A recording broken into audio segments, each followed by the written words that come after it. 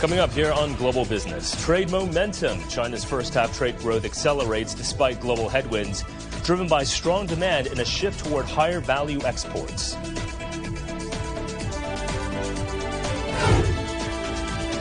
Consumption drive. China unveils a 5-year plan to boost domestic consumption, targeting total retail sales of around $8.85 trillion by the year 2030.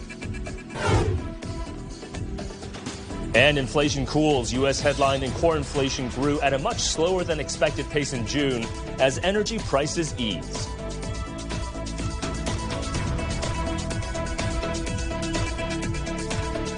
And welcome everyone to Global Business here on CGTN. I'm Michael Wong in Beijing. Well, first up, China's foreign trade has posted strong growth in the first half of the year. Both imports and exports accelerated despite a challenging global environment. Customs officials have briefed the media here in Beijing. They say the figures reflect not only stronger trade momentum, but also a continued shift toward innovation in higher value products. Our Huang Yue reports. China's foreign trade has maintained strong momentum in the first half of 2026. In the first half of the year, China's total goods imports and exports surpassed 25 trillion yuan, or more than $3.7 trillion, up 16.9% year-on-year. Exports rose 13.4%, marking growth for 11 consecutive quarters, while imports grew even faster, up 22.1%. Officials say trade growth accelerated further in the second quarter, which recorded the fastest quarterly growth since the third quarter of 2021. They also highlight a more diversified trade structure. Trade with Belt and Road partner countries accounted for more than half of China's total foreign trade, and trade with neighboring economies, Latin America and Africa, all posted double-digit growth. Officials also point to a notable shift toward higher value and more innovation-driven trade. With the rapid development of artificial intelligence, China's trade in AI-related products has gained strong momentum. In the first half of the year, imports and exports of computing hardware grew 56.6%. Meanwhile, smart products such as AI glasses, AI translators, and robotic exoskeletons are rapidly evolving. Much of that innovation is being driven by China's private sector. Private enterprises recorded 17% growth in foreign trade during the first half of the year. Officials say China's private firms are expanding exports of high-tech and green products. Private enterprises remain China's largest foreign trade operators in the first half of the year. More than 660,000 private firms engaged in foreign trade, accounting for 57% of the total and contributing nearly 60% of the overall growth. Officials also caution that facing the growing global uncertainty, China's foreign trade in the second half of the year might also face some challenges. But they said they're confident that China's strong manufacturing base, growing innovation capacity, and commitment to opening up will help keep China's foreign trade on a stable growth path. Huang Yue, CGTN, Beijing. Now, the latest trade data suggests China's robotics sector is also performing well. The General Administration of Customs says China's industrial robot exports in the first half of this year rose 19% compared to a year ago to more than 6 billion yuan, or about $930 million. Their markets span 141 countries and regions. Exports of Chinese robots for surgery tripled to 480 million yuan from January to June. They were exported to 49 destinations worldwide compared to just over 20 last year. The combined exports of bionic robots and cleaning robots were valued at over 18 billion yuan. Exports of intelligent bionic robots with AI technology exceeded some 10,000 units and reached more than 90 countries and regions around the world. And over in Shanghai, robots are no longer just laboratory innovations. They have now become one of China's newest standout performers when it comes to foreign trade. Do you still think robots are just playful companions that dance, run marathons, and practice Tai Chi? Overseas, Chinese robots have become synonymous with efficient production. Handling robots excel in service and construction industries. Maturely engineered cleaning robots are gaining traction in households worldwide. At one of Shanghai's little giant robotic tech firms, its lab tests the latest humanoid robots. Its lineup spanning delivery, cleaning, and humanoid robots operates in over 70 countries globally. Overseas revenue accounts for over half of our total business. Our key markets lie in developed economies, including Europe, the US, Japan, and South Korea. We lead the global service robot sector with more than 20% of the market share, with our food delivery robots holding over 40%. Our diversified export portfolio benefits from Shanghai's smart tech industrial cluster, robust supply chains and geographic strengths, as well as our proprietary technology backed by over 1,100 patents. We prioritize localized R&D center tailored to overseas demands, compact, user-friendly robot designs for Asia, and more tech-focused aesthetics for Europe and the US. We aim not only to go global, but to integrate our robots into the daily lives of users worldwide.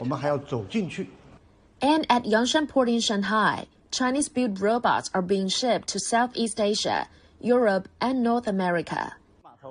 这是我们今天查验的新加坡旗达菲格兰德佩雷斯轮，我们许多中国制造的智能装备也将随着这艘轮远赴欧洲。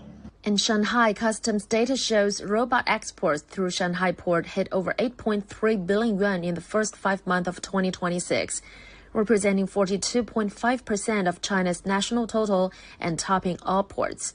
Cleaning robots dominate exports with over 70%. Smart bionic robots registered 120 million yuan in exports, kicking off the first global commercial wave of lab-borne embodied intelligence.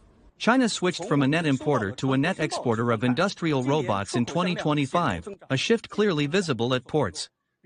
Vessel declarations show a marked rise in outbound containers. At Nangang Terminal, exports of robots and smart equipment have surged, far outstripping imports. This highlights high-value, tech-intensive domestic smart manufacturing goods emerging as a new pillar of China's foreign trade. Amid this boom in high-end smart manufacturing exports, Shanghai border inspection authorities are adopting efficient, smart border control to balance security and operational efficiency. Recently, China's AGI Boat's G2 robot has got the CE certification in the EU and access approvals in the US. Unitree Robotics opens its ecosystem for overseas users' further development. And overseas expansion of Chinese robots goes beyond mere product sales, involving into deep ecological cooperation. We are speeding up development of embodied intelligence and humanoid robots adapted for overseas demand. We cooperate with overseas companies such as KT, SoftBank, and Hyundai. Going forward, we will boost global adoption of Chinese-made robots.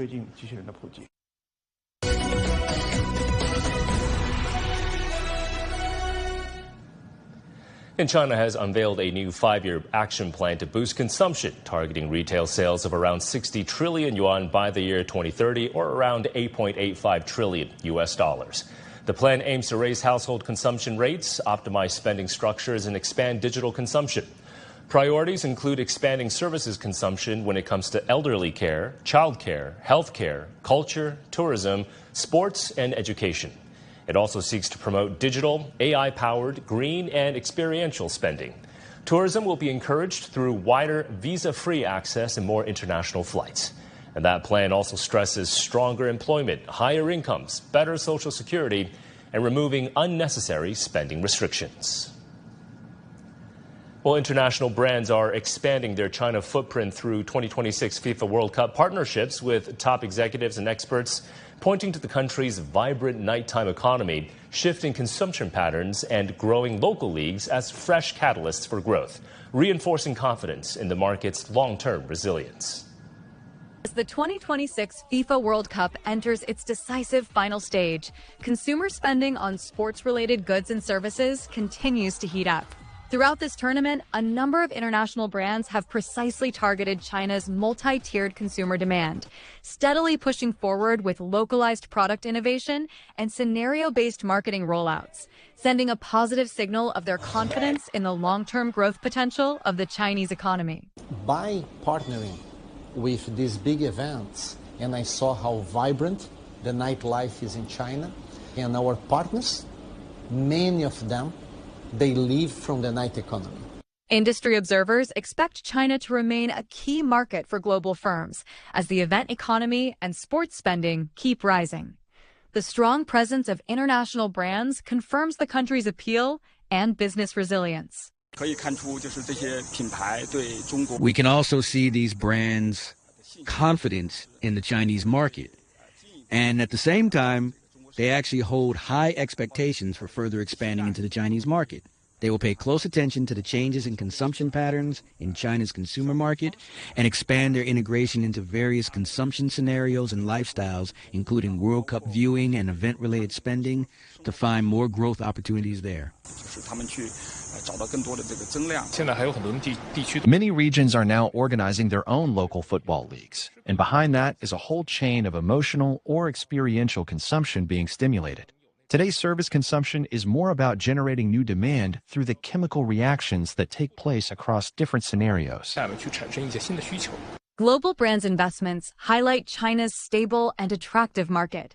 A better business climate, growing consumer demand, and the vast market size are driving them to expand and deepen their long-term commitments here. And China is rolling out fresh measures to attract and stabilize foreign investment, with a focus on opening up more of its services sector and easing conditions for overseas businesses as foreign capital flows increasingly shift toward innovation-driven ventures. Our Biran reports from Shanghai. In the first half of 2026 alone, more than a dozen of foreign-funded R&D centers either opened or expanded in Shanghai. According to the Ministry of Commerce, over 25,000 new firms were established with foreign investment in the first 5 months of this year, while nearly 4,000 companies increased their foreign investment. Here in Shanghai's Taohejing High-Tech Park, some of the world's leading companies from Estee Lauder and SK Hynix to Abbott have made a strong presence. British health and hygiene company Reckitt has now opened its largest science and innovation center in Asia here, underscoring Shanghai's role as a hub for global innovation. The center is the company's 9th global R&D hub, with total investment exceeding 300 million yuan. From advanced manufacturing, consumer goods to financial services, foreign companies are continuing to expand their footprint in China. We have a thriving business in China, and we are excited about the investments that we're making. We are not shy about investing in China because it makes sense. China has introduced a new action plan containing 15 measures to be taken across 5 key areas. The policies aim to further expand market access, streamline investment procedures, and strengthen investment promotion. It's well known that China is an innovator and leader in manufacturing technology, and we have used a lot of that in our Taichung factory that we built recently, and we also seek inspiration for our other manufacturing sites from that around the world. For foreign businesses, market size remains an important attraction, but companies are also recognizing another source of competitiveness: innovation. The investment is becoming increasingly innovation-driven. Foreign investment in China's high-tech industries rose by 20% year-on-year, and they are not just entering the Chinese market. They are strengthening their R&D and supply chains here and deepening the long-term development.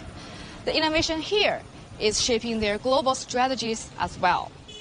For many foreign companies, the calculus of investing in China is becoming more nuanced.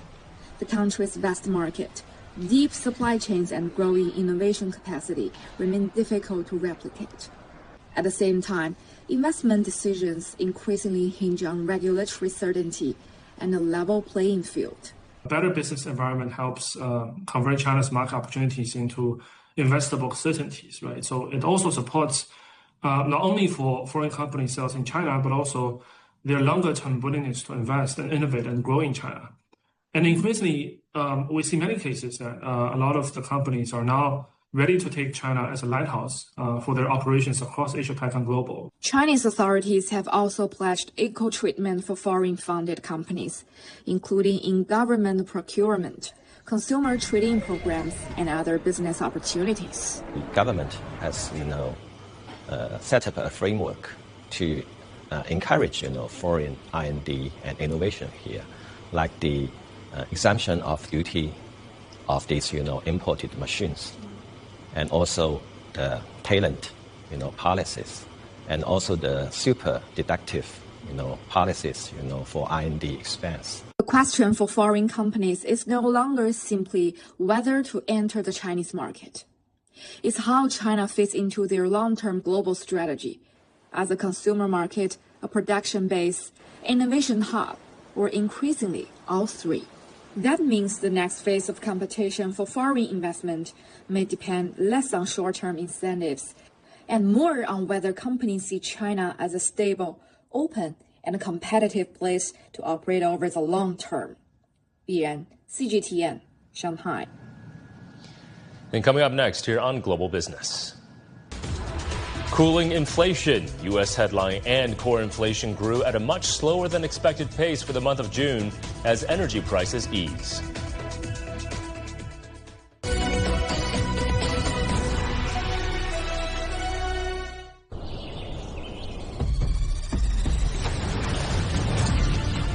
A vast land of 1.4 billion people. The world's second largest economy. Home to stories of the unexpected, the unimaginable, the breathtaking. Stories that touch the soul. Feel the speed, the passion.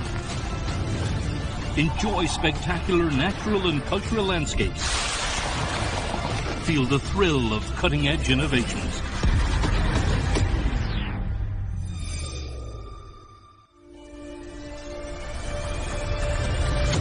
Discovering China. Global Biz. China Travel. We present to China never seen before. 24/7 at your fingertips.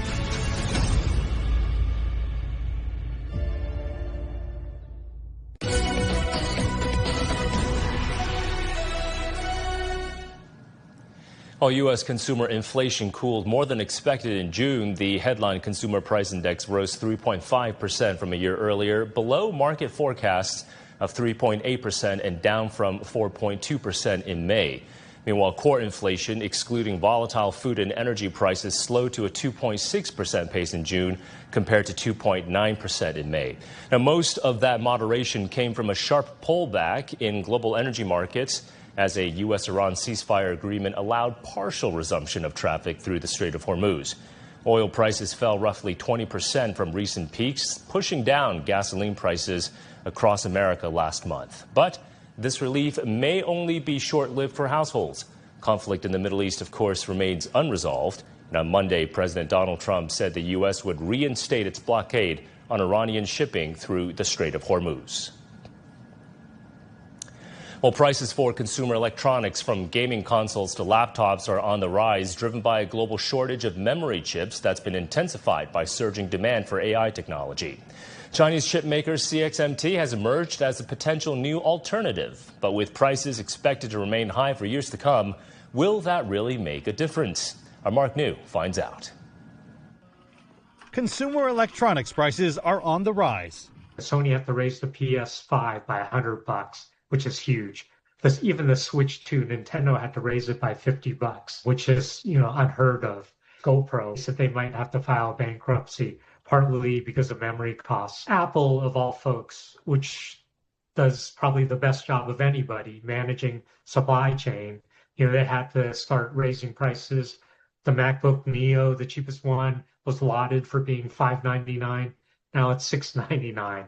If Apple can't hold the line, nobody can hold the line.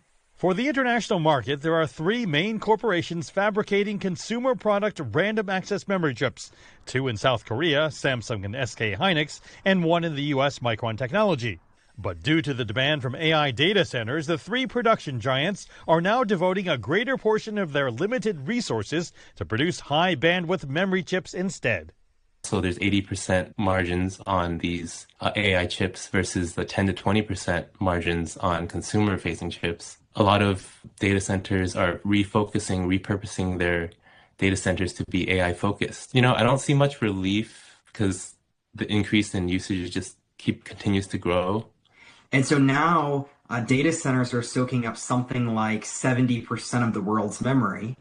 and everyone else is fighting over whatever's left for use in the consumer devices, right? The phones and the laptops that we rely on. On July 6th, SK Hynix, which has more than 60% of the high bandwidth memory market, launched a U.S. share sale to raise $28 billion. But for standard consumer RAM chips, Chinese company CXMT has emerged as another option. So much so that Apple is now testing them in its devices sold in China. Right now, everyone's starting to kind of look to China. A company called CXMT has gone from almost nothing to the world's fourth largest DRAM maker in about 2 years.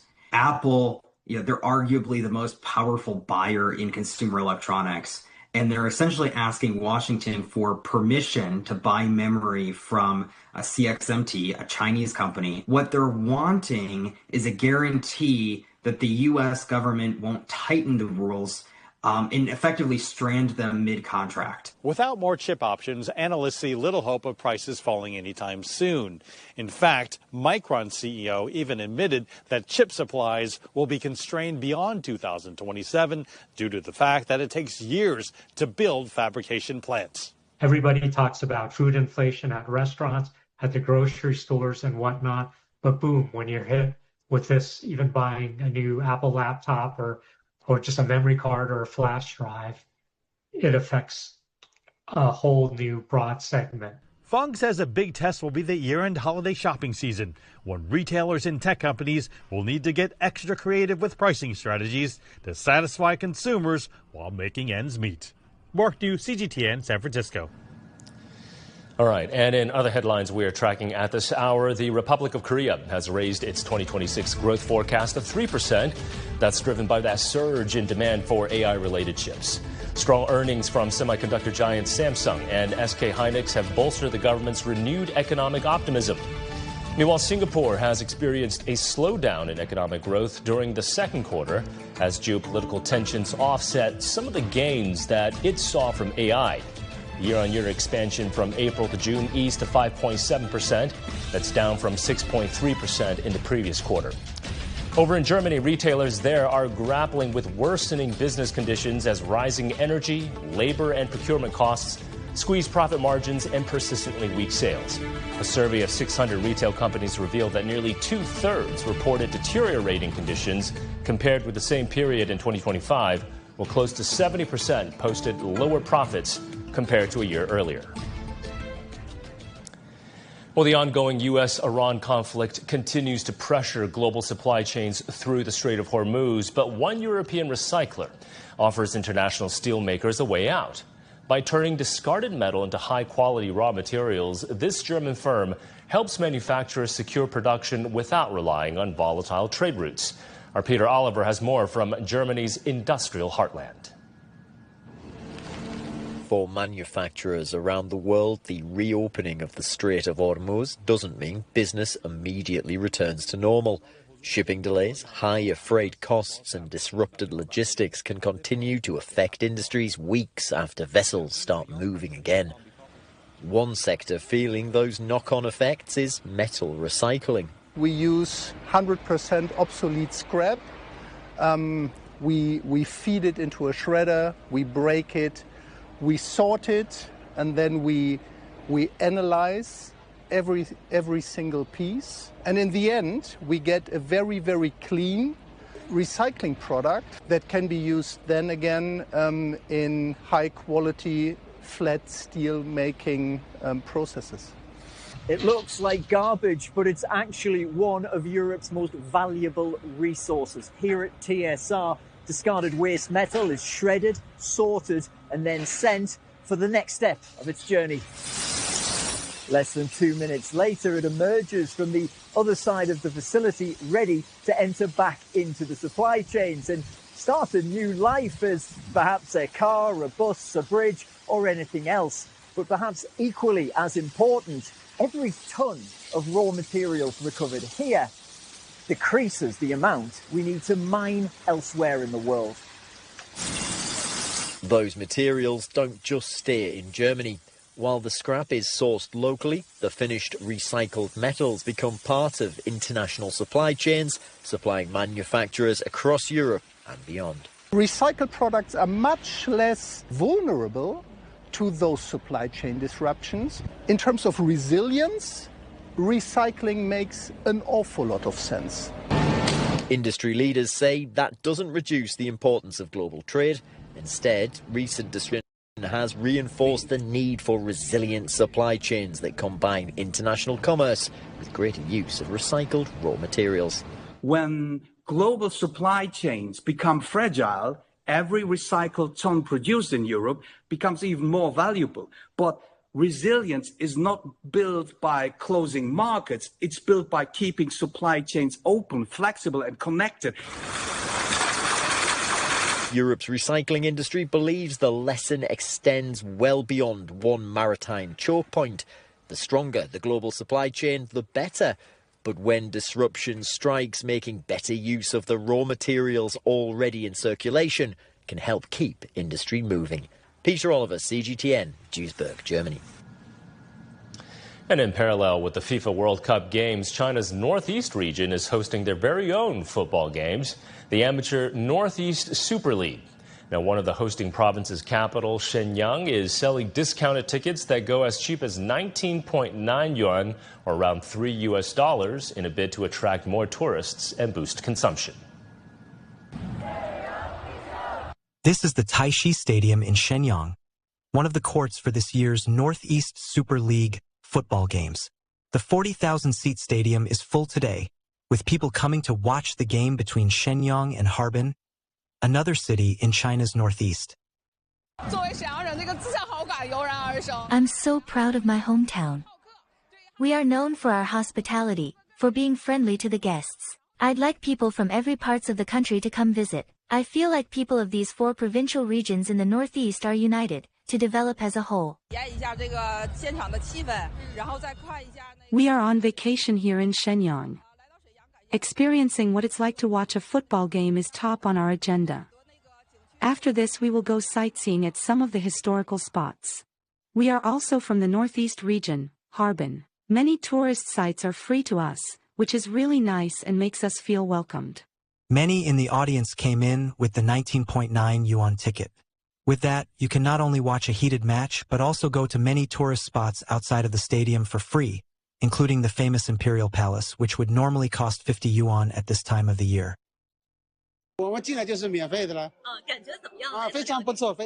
It's free of charge to just come in here. I feel pretty good. The city treats us well, and we are honored to be able to watch the Super League games and of course the nice view of the nature. Everything is quite good. I hope they beat us at hosting the Super League games. Here at the Imperial Palace, the increased foot traffic due to the Super League tickets has driven up sales of souvenirs and bookings for tourist guides by around 10%, compared with the same period last year. Shenyang authorities have included 41 tourist spots, as well as some local coffee shops and restaurants in the Super League-related discounts. On a game day, the city often record nearly 4 million tourist visits. And that's going to wrap up this edition of Global Business here on CGTN. I'm Michael Wong here in Beijing. Thanks for joining us. We'll see you again next time.